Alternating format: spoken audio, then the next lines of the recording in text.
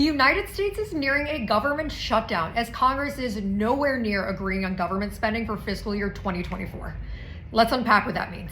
The US government runs on 12 appropriation bills, which is bills that designate federal funding for certain departments. They have to be passed by Congress and signed by the president. Now, these bills can be passed together in a package called the omnibus, or they can be passed individually.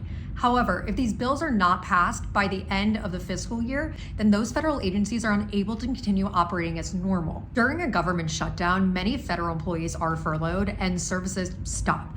However, services that the government deems essential, generally relating to law enforcement and public safety, continue. These essential employees work without pay until the government shutdown ends, and those employees that are deemed non-essential are furloughed.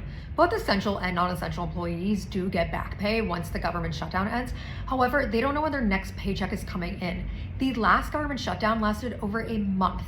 During a government shutdown, hundreds of thousands of federal employees do not receive a timely paycheck, which means that affects the 200,000 Pentagon employees that are deemed essential, and TSA agents, which can cause travel disruptions, and national parks are closed. People who receive food service benefits do not get those benefits, and there can be disruptions to food safety inspections. The longest shutdown in US history lasted for 35 days, and it started at the end of 2018 and went all the way into the beginning of 2019.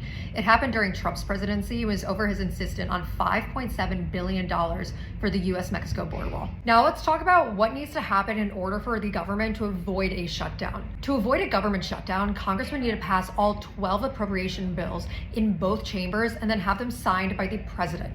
This needs to happen by the end of day on September 30th because the fiscal year starts October 1. The Senate Appropriations Committee has approved all 12 of their bills. However, they haven't passed the full chamber yet, but that's not expected to be a problem. The real drama is happening in the House. The House has only passed one appropriations bill, and this relates to military construction and veteran affairs. This was passed in July.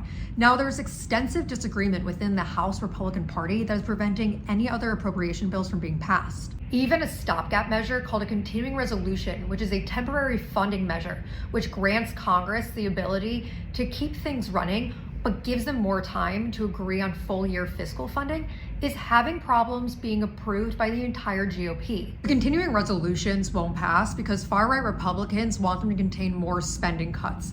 And they're also angry, feeling like there's not enough information going around on top-line budgets.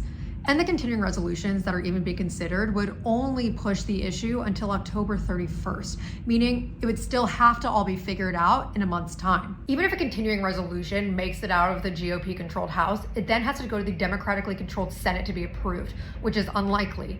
Now, all of these appropriation bills have to be approved in their entirety by both the House and the Senate and is then sent to President Biden to be signed, which means that there's going to have to be a lot of compromise that needs to happen in order to keep the government running.